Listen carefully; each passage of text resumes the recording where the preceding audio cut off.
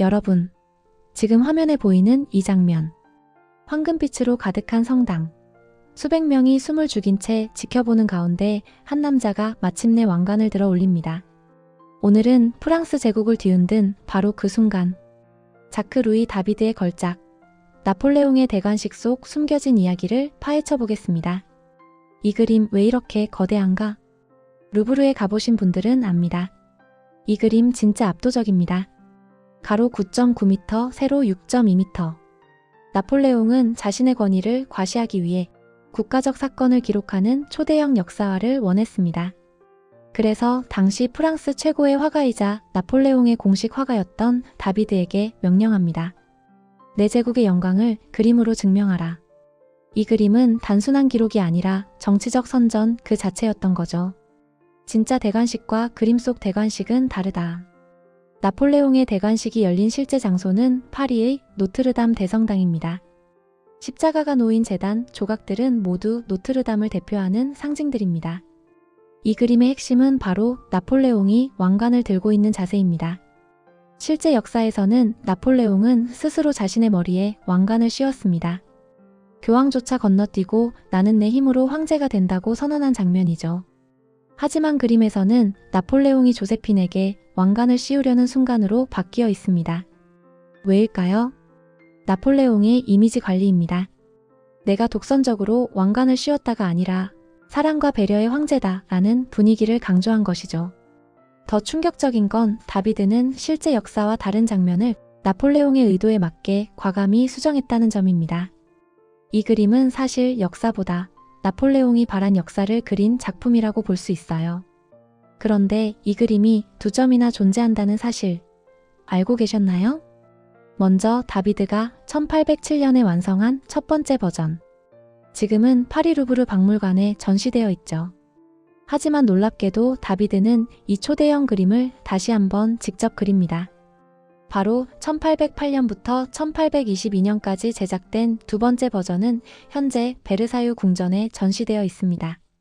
크기는 조금 더 작지만 다비드의 손길이 그대로 담긴 정식 오리지널입니다. 조세핀을 향한 마지막 배려.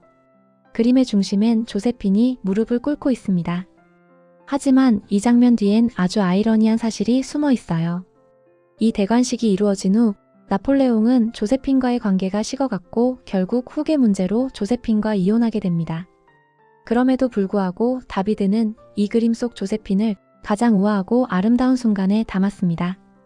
특히 대관식 당시 조세핀은 41세로 나폴레옹은 새로운 왕조를 세우려 했고 황후도 젊고 아름다워 보일 필요가 있었습니다.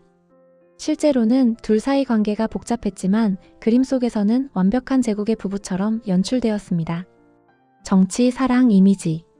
모든 것이 얽힌 복잡한 순간이 이 한 장면 속에 녹아있는 것입니다. 교황이 손을 들고 있다. 그런데 의미가 좀 이상하다. 왼쪽을 보면 교황 비오 7세가 뒤쪽에 앉아 있습니다.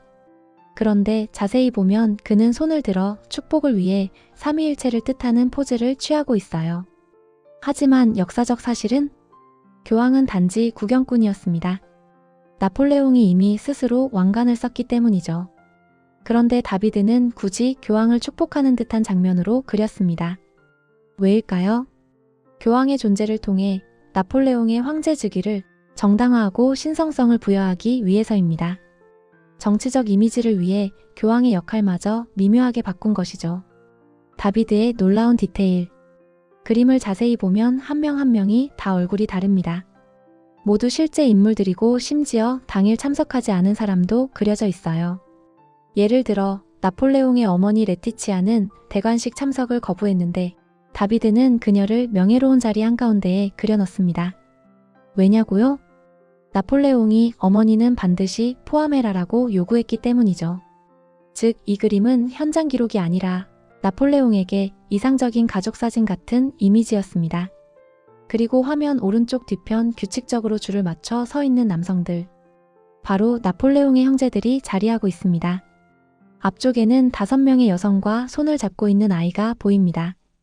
루브르 버전과 베르사유 버전에서 여성 한 명의 드레스 색이 미묘하게 달라집니다. 이유는 확실하지 않지만 다비드가 그녀를 좋아했다는 설이 있습니다.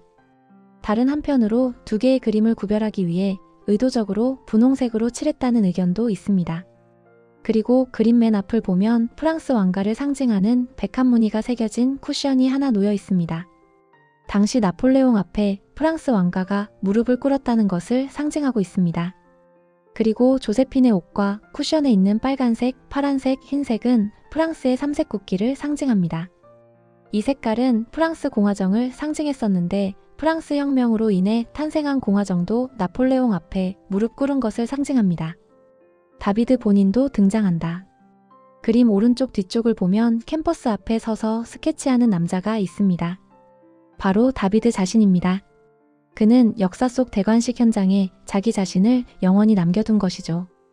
나는 이 제국의 순간을 그린 사람이다라는 화가의 자부심이 보입니다. 이 그림이 남긴 진짜 의미. 나폴레옹의 대관식은 단순한 역사화가 아닙니다. 권력, 이미지 정치, 사랑과 배신, 그리고 한 나라의 운명을 뒤바꾼 순간이 섬세하게 조작되어 담겨있는 작품이죠.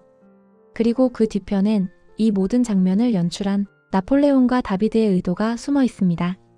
이 그림은 말합니다. 역사는 기록되는 대로가 아니라 연출되는 대로 기억된다.